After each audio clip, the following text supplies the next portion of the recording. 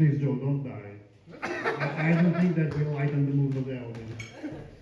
So let's sort this out first. I'm not making any impression. This is my actual voice. This is what you have to leave for the next 50 minutes. I'm sorry, you can ask for a refund when you go out, but I can't really change it right now. So as Joe said, I lived, because I really need to be blinded tonight. I lived in Malmö for 8 years. Thanks for reducing me over 1 year, Joe. Malmö is this amazing place that is known to be the second most dangerous city in Sweden. Now I live in Milan, a place where we welcome our tourists with vending machines that say, be aware of the pickpockets. In Malmö, I lost my wallet once. A guy has been chasing me to the train station to give it back to me. So I'm sorry, but to me, Malmö sounds dangerous like the second most dangerous of the Teletubbies. Like, it really doesn't shock me that much. So I recently moved back to Italy in November. Amazing decision for many reasons. First one is the weather. I mean, sucks in Malmö, as you can imagine. Like in my country, rain still works like this, from up to down. In Scandinavia, rain works like this. There's no rain in Copenhagen and Malmö. There's God giving you a bukkake. And if you don't know what's a bukkake, and you Google that after the show, don't click on image. I'm not responsible for any trauma because of that, okay? Just moving on this. So I moved there because I really wanted to challenge myself. I wanted to see the world outside my little small redneck hometown. I'm coming from this redneck area in Italy known as the Oltre Popavese. So the few Italians here maybe know what I'm talking about. When I arrived there, I immediately wanted to connect, but there were some hindrances in actually getting into the Swedish society that I couldn't really overcome. For example, the language. I still remember my first day at work. I'm sitting by my desk, and all of a sudden an email comes up. It's my boss. Like, hi Marco, welcome to the team. To celebrate this amazing day, we would like you to invite you to have a fika with the rest of the team this afternoon. Now the Italians in the crowd are laughing because fika in Italian means pussy. And I know I moved away to live in a, let's say, more open-minded country, but an orgy the very first day of work was not exactly something I was really feeling about. So that was the moment where I realized, okay, I need to learn the fucking language. Like, I can't just live here pretending I understand stuff. And Swedish is an amazing language, differently from Danish. Any Danish in the audience, right? Anybody who knows Danish? Good, don't study it. Danish is this language that sounds like they just abandoned development at some point. Like, you hear people mumble shit to each other and just agree, but they don't really understand what they say. Like, they just pretend for a million years. Swedish, on the other side, is fantastic, and I decided I want to jump into it and learn the most out of it. So for doing that, I do like many of us do, and I use an app called Duolingo. I'm not sure if anyone here uses Duolingo. Please raise your hand. Okay. How many of you have actually learned the language with Duolingo? No. That's what I meant. And this is a statement of life. Duolingo is fucking useless. I spent months trying to learning Swedish, learning how to order a sandwich in a bar with that. I never did. Mostly because, and this is my first conspiracy theory of the night, Duolingo is racist. Duolingo spent his time teaching me shit like, I definitively don't trust the police. Jag definitivt litar inte på polisen. I can say that. I cannot order a burgers in any fucking bar in Sweden, but I can say that. I can say, polisen arrestar mig, the police is chasing me.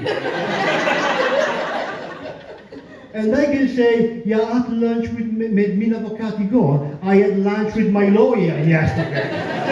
So there's somebody at fucking Duolingo say, yeah, this guy is gonna get involved with mob anyway. Let's just teach him day by day regular stuff he's gonna use. Anyway, the other thing that was really blocking my, let's say, integration in the Swedish society, and this is a problem we Italians have around the world, is food. Like, Sweden is famous for many delicacies, but the one that really struck me the most was flying Jacob. Any Swedes in the audience tonight? Well, I'm gonna ruin your life, guys. Sweden invented this thing, which is basically rotisserie chicken, bananas, cashew nuts, cream, then they put it in the oven, cook it, and they fucking eat it. Sounds like a science experiment of a 5-year-old. No, it's an actual national dish that you can actually go and have in many restaurants. I'm not kidding.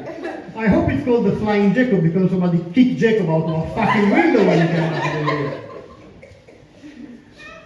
The other problem that I had with Swedish food in general, but this is not only for Sweden, is actually crusade I've been fighting for many years against one specific, creepy, horrible thing, pineapple pizza. Oh, yeah. Thank you. Thank you. Thank you. You are the first audience, and I've done this bit multiple times, when I said pineapple pizza, everybody went, "Bah." Like, I'm going to offer you a drink to all of you. I'm just kidding, Joe's going to do it. Anyway, pineapple pizza is this abomination invented by a Canadian, like Joe, who actually was called Hawaiian pizza. Because I believe Canadians are jealous of the beautiful weather of Hawaii and Italy and just want to start a war between each other. That's my second conspiracy theory of the night. Thank you so much. You can buy my book by the entrance. But it's horrible. Like, for pineapple to be on top of pizza is a fucking achievement. Like, I believe pineapple dreams about that their entire time, and they fight to get there. Because for pineapple to be on top of pizza, it's like for Jay-Z to be on top of Beyonce.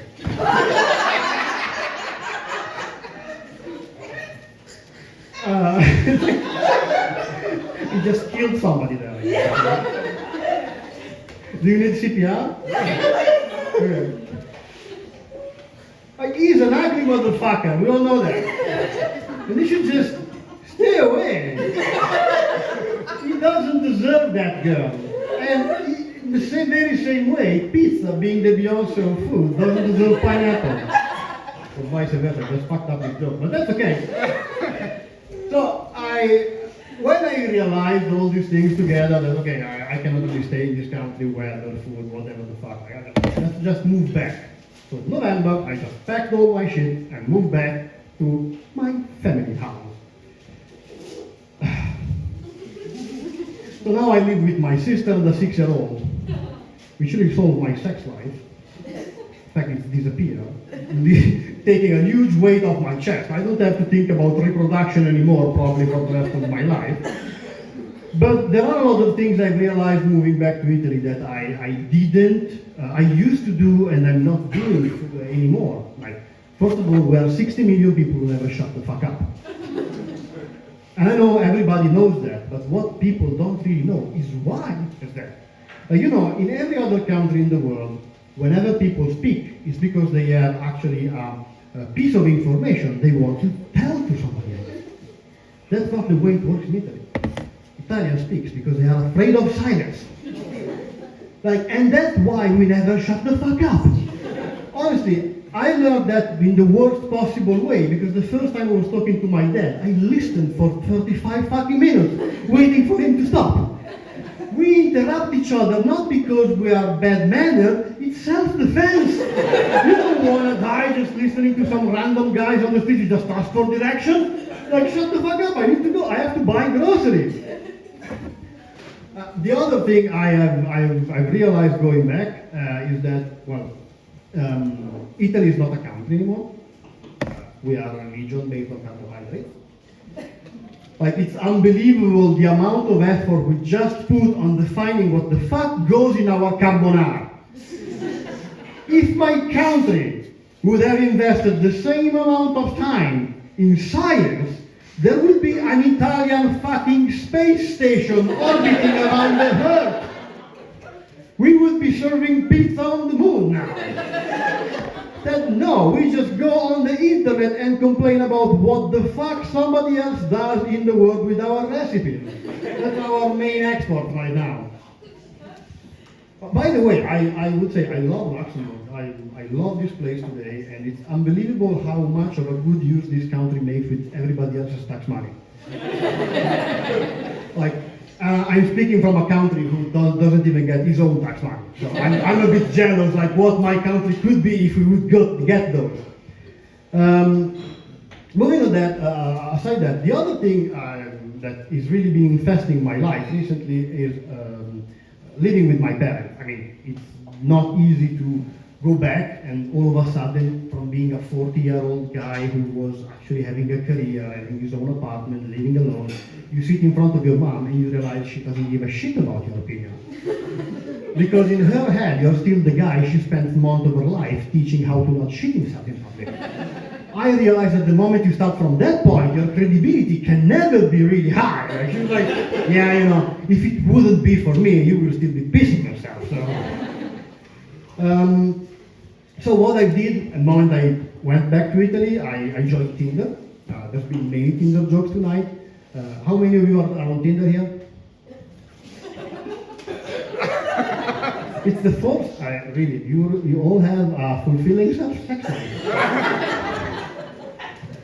I will be sitting by the entrance. Please give me some advice. I desperately need them. Anyway, Tinder in Italy is a complete different experience. Like, there are some descriptions in Tinder profile. Tinder is this like distribution network for sexual transmittable diseases. It's like the Pokemon Go of chlamydia. Basically, you just swipe to find monster in your area and you just go and catch them.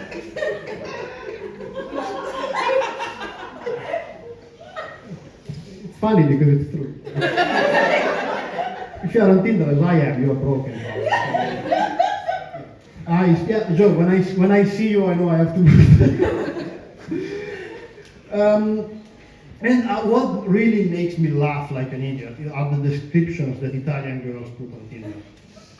The one that I love the most is, I love laughing. Like, that's a distinctive trait of any personality in the world. Like, do you know anybody who doesn't like laughing? Do you have a psychopath friend and every time you say it, it's like, no, please! I don't like this contraction of my abdomen, like, it's horrible! Stop it! And the one that is really, honestly, a piece of art is, no psychopaths, please. I would like to point out that psychopaths normally don't know they are psychopaths. So that doesn't really work. And even if they would, it's not that there is Ted Bundy sitting somewhere on Tinder, like, oh, yeah, I'm gonna fuck. Oh, she's written, no psychopath. So I laugh. No, he doesn't give a fuck. He's a psychopath. He's gonna come to you for you anyway. Where do I go from here? Okay. So basically, the last bit of my show is, why did I move to Sweden? Like, what is the reason that made me move to Sweden in the first place? I moved to Sweden for love. Love is this amazing thing that you will find in yourself one day that will change your life forever. A little bit like cancer. I love this joke because you can feel the cringe of the audience. Anyway, the reason why I'm here and the reason why I'm back living with my parents is that, as you can imagine, this didn't work well. But I have to say, I owe a lot of credit to my ex-girlfriend. Because she's the one who inspired me into picking up a career as a stand-up comedian. Because the day we broke up, I was walking out of her apartment, we were having an argument, and I said a stupid joke, and she turned to me, she looked in my eye, and she said the most motivating words I've ever heard in my life. You're not funny. And I might not be funny, but I'm fucking stubborn. And I could feel my pride burning in my chest, erupting to my skull and screaming, fuck you, bitch! I'm gonna find a random group of people somewhere in this city and prove you wrong! So thank you for being my test audience. Welcome.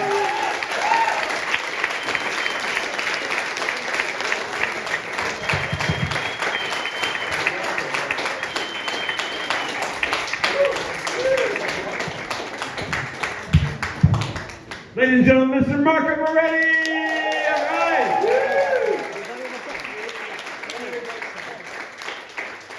And okay, we're going to have a